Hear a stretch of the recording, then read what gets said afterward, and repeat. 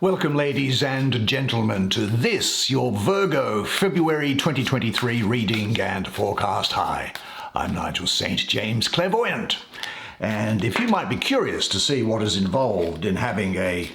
What's that? That's just a... Looks like an advertisement from a publisher. If you'd like to see what's involved in having a one-on-one clairvoyant experience with me from anywhere in the world, just check out the information that's in the description below. Have a look at the website anyway, because I think you'll find information there which is interesting. Now, what we're going to do, as the subscribers know, and many subscribers have had that clairvoyant experience with me from Virgo. And look, the subscribers also know that there are no video advertisements breaking into this content here. So you get to enjoy the experience uninterrupted. Anyway, what we do know is that all we need is to take 5 cards because they speak volumes to us, don't they? And so let's get that process underway now. They look pretty shuffled to me. And there is first up here the 7 of Cups. Here is the Ace of Pentacles. It's interesting that those two should be there on that top line. There's the 2 of Cups.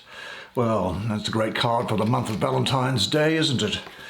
We shall see. There's the 6 of Cups. Hardly gets any better than that, but we don't want to give anything away.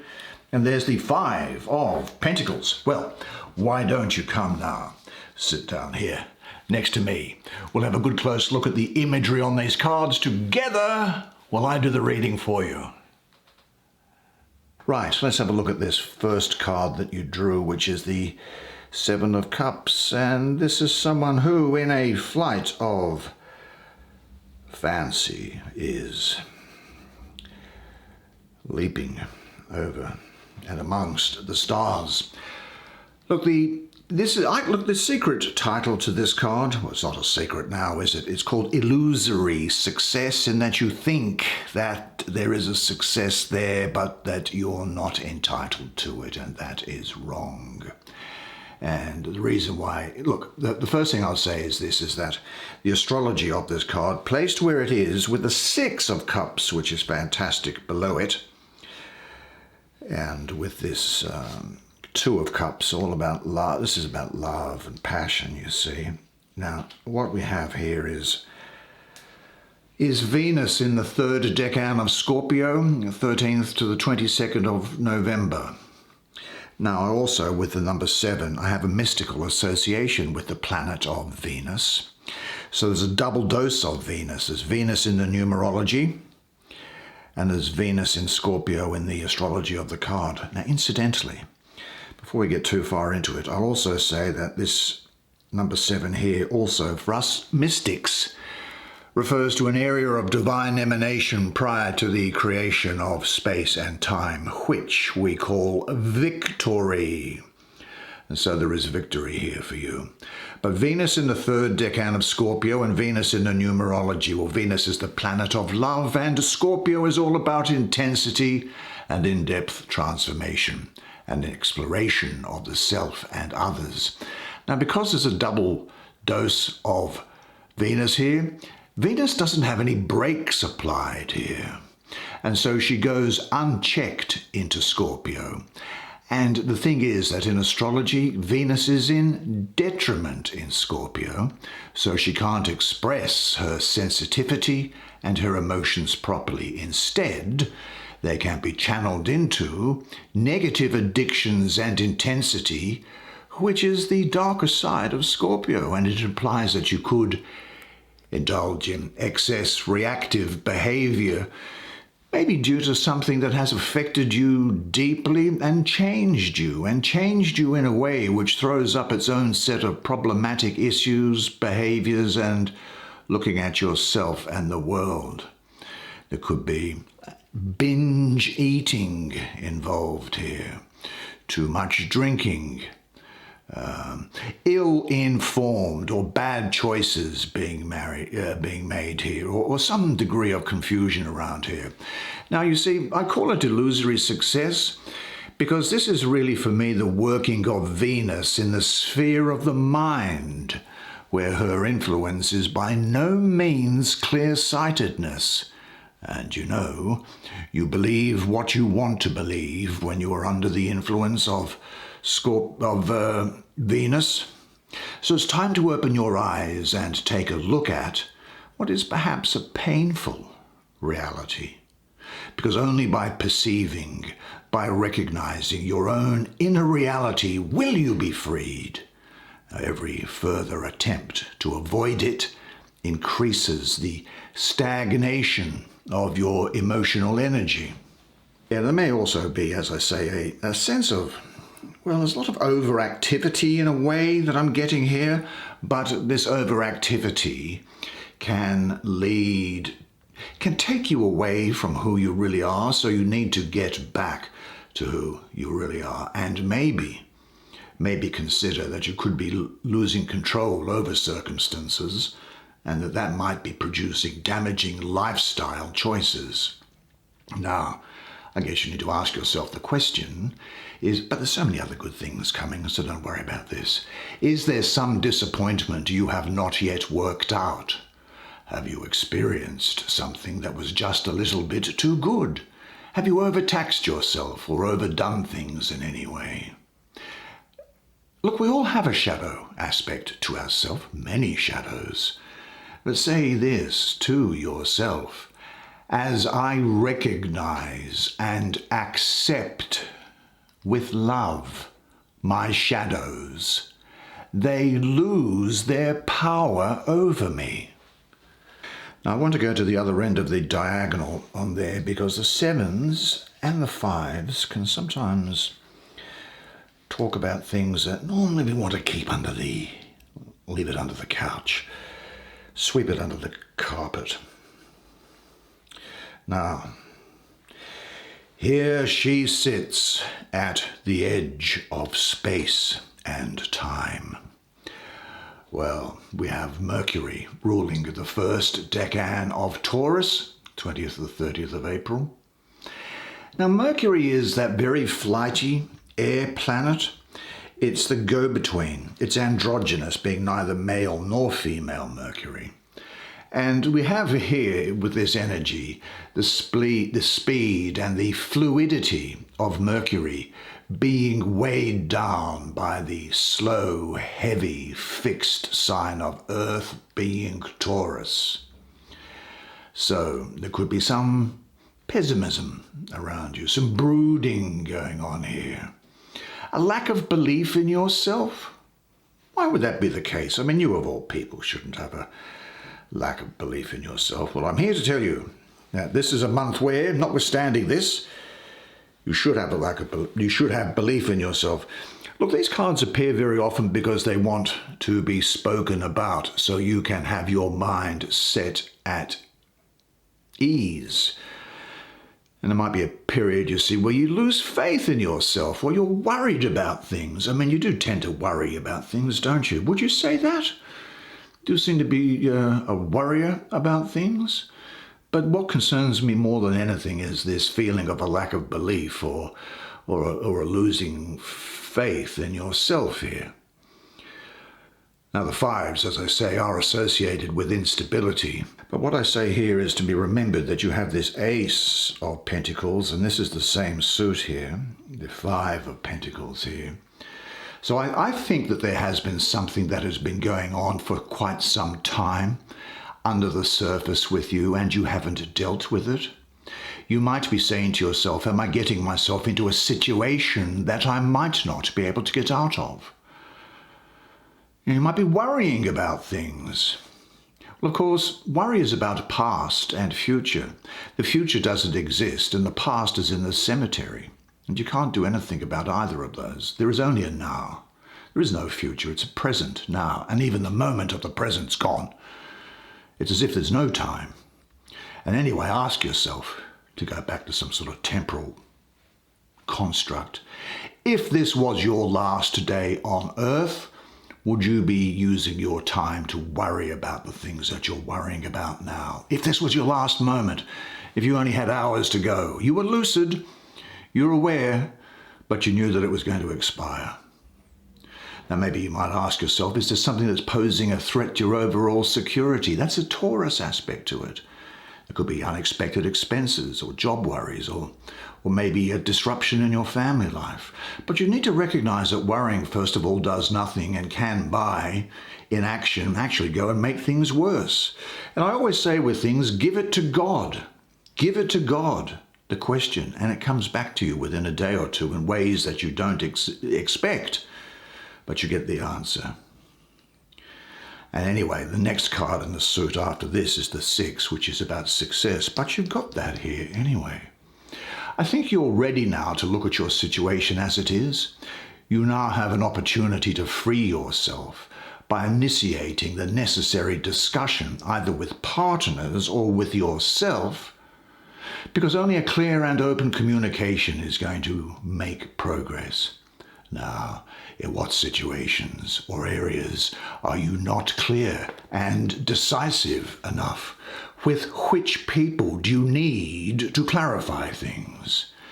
Say this to yourself. I am ready to look at my life as it is and trust in the process of resolving my fears. I am straightening out my life. The other thing I think I'm inspired to say is this, that the acceptance of your worry is in reality the acceptance of your Creator's perfection. Now, one of our biggest mistakes is to ignore what happens within us. There is no shame in letting your Creator know that you are falling and that you need Him to pick you up. The fall of the ego becomes the rise of the soul. Your soul wants to meet you. It wants to breathe. It wants to speak. It wants to see with the clarity of the eyes of your heart. These eyes of the heart are the eyes bestowed directly upon you by your Creator to witness Him and His pleasure. The friends of the divine are not in search of their own eyes. They are in search of His eyes. Now, as I said, sitting above this card and squashing it is the tremendous force of energy of this Ace of Pentacles. Now, it is the case that fortune favors all of us, if even for a moment. Now here I'm getting Taurus, Gemini and Aries around here. They're going to be important to you. This is the root of the powers of the earth. And this is speaking of inner and outer richness, great success, the unification of the body and soul, material and spirit, heaven and earth, wholeness. There's the beginning of something really tangible here in the groundwork for prosperity and growth, as well as for material abundance and improving finances. It's possible that there's going to be a promotion or a pay rise. That's an energy that's around here. But anyway, just good luck and unexpected money probably coming along. Now, as you would probably know, aces represent new beginnings and opportunities, and in the suit of Pentacles here, this relates to money and lifestyle. But look at the colours that are in here. There's also greatly the colour of nature that's in here. It may also be the beginning of a new understanding of yourself for the observation of nature, its seasons and content. And it may well be that you have a spiritual realization that really everything is connected and everything is part of everything else, you know. This Ace of Pentacles mirrors your readiness to live a life that is inwardly and outwardly rich. Now, there are some people out there who will tell you that in order to be inwardly rich, you need to live in poverty. Well, that's a load of hooey. And people say that money doesn't buy happiness. Well, for those people who say that money doesn't buy happiness, they're obviously shopping in the wrong store, I think. There's no inconsistency between money and inner wealth and external wealth. They're all perfectly happy and sit alongside each other. It's what's in your heart that is needed. Because, as you should understand, all that is needed is already at hand. So give yourself up to the fullness of life and learn to use your wings. Now, what area of your life would you like to make richer? Say to yourself, I am in harmony with the flow of nature. Wealth is my natural condition. It allows me to express my spirituality and my creative potential in this world, so bring it on, I'm ready to receive. Now we have, I saw somewhere, the Lord of Love, or in this case the Lady of Love. And let's have a look. What do you have to say, my darling? What do you have to tell my friend here? Well, she says, I am Venus in the first decan of Cancer, 21st of June to the 1st of July. The first decan, the primary, the cardinal decanate of Cancer. Well, this exemplifies the great benefit of you having drawn this card, and you might notice that it is in the center of your spread, so this is the central energy, and coincidentally in this month of St. Valentine's Day. Ah, Venus in Cancer. Well, Venus is the most receptive of signs. Although in this case she got ahead of herself, didn't she? And is, as we mentioned, about love, beauty and creativity. Well, Cancer, of course, is about nurturing, comforting and supporting things. Also about healing. Venus also has a great degree of healing associated with it as well, so it may well be a time here where you grow a new heart, if a heart before you had been broken. There's receptive love here, and happy relationships. Now the relationships, I say, is because it means more than just romantic relationships. But the love that is a different type of love, obviously, that is felt amongst people within a social organization or relationships in business, for example. But also emotional exchange. Do you know if you love yourself, you are attractive to others.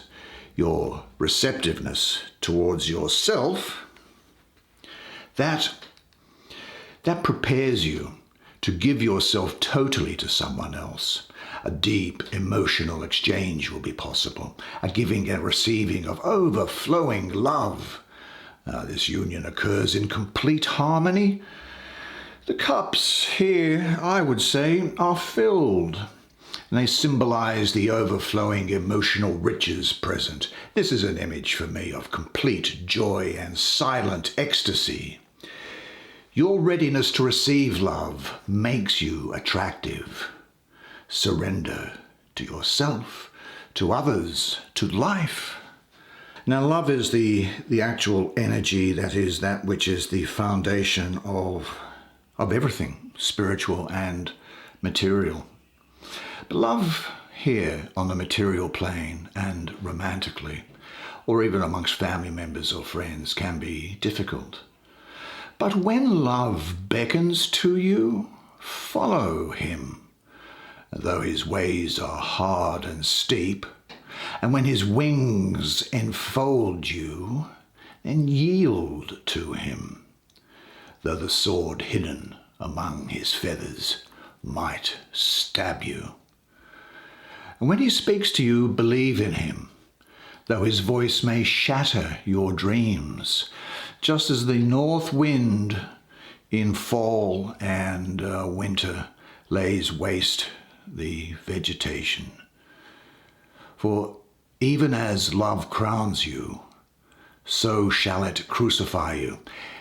Even as love is for your growth, so is it for your pruning. Even as it ascends to your height and caresses your tenderest branches that quiver freshly in the sun, so shall love descend to your roots and shake them in their clinging to the earth.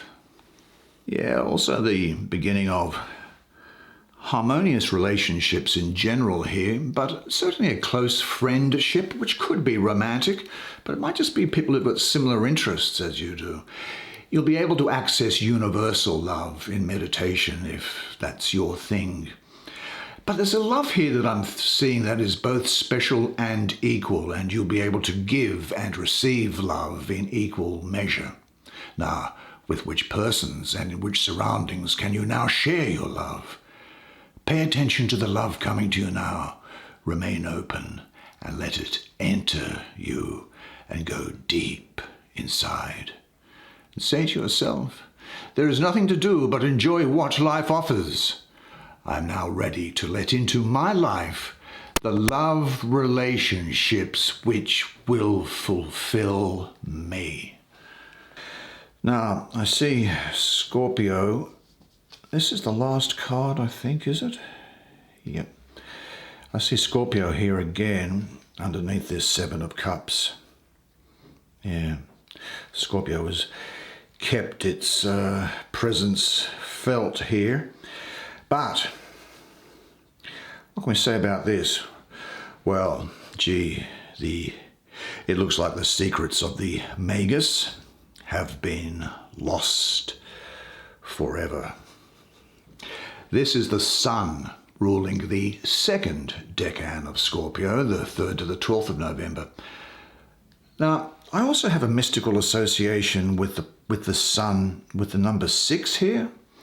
I also have a mystical association with Christ consciousness, with Vishnu consciousness, and with Krishna consciousness. Actually also with the thoughts and the consciousness of the Prophet Muhammad, peace be upon him. Now, there is very much here. Oh, look, so there's a double sun. There's a sun in the 6 and the sun in Scorpio. And here, the double sun reveals what Scorpio wants to hide. And I'll be frank with you, I'm seeing lust, enjoyment, pleasure in sexual relationships, and a rich exchange of sexual and heart energy. Now, this sexual energy that's going on, if you're alone, that might just be experienced in your fantasy life, and if that's the case, then there's nothing wrong with that. Continue to explore that. There's also emotional renewal here that I see. I think that this card is an invitation to give yourself up to the richness of your own emotionality. Now, you may experience this as a jump into water, as the tingling anticipation of diving deeply, of disappearing, of letting go. Rising to the surface, you are refreshed. This is the process of death and rebirth. The result of taking the risk is deep emotional purification and renewal.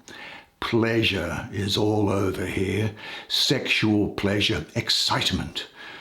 Family support is also something that's coming up for some reason, as is communication with ancestors.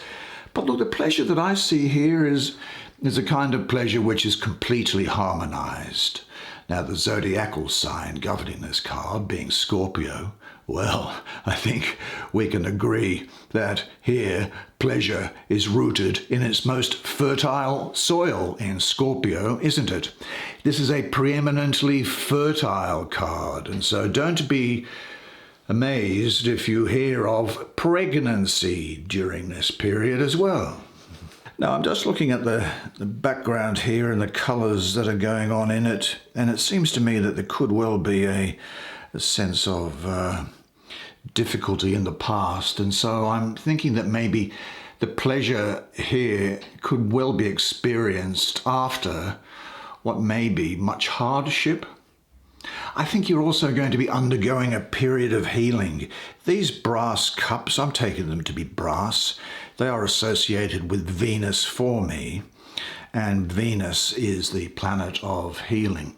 But the emphasis is on a relationship, or the desire to have a relationship that will improve both individuals, where the whole is greater than the sum of its parts. So enjoy now all which life gives you. This is the best way to express your gratitude. Are you holding on to old beliefs which prevent your enjoyment of pleasure? Enjoy your own emotional wealth and share it with someone. And say this to yourself: I am now open to a person with whom I can share the joys of love on all levels. Well, what a particularly fascinating spread of cards for you. Good job, you. Gee, that was very, very interesting, I thought. I hope you enjoyed it as much as I enjoyed providing it to you. And some great things happening for you this month, some great things. And don't you deserve it? Now, of course, until I see you again, remember one thing and one thing only, and it is this, that you are a legend. And I look forward to seeing you again next month. And until then, it's bye for now.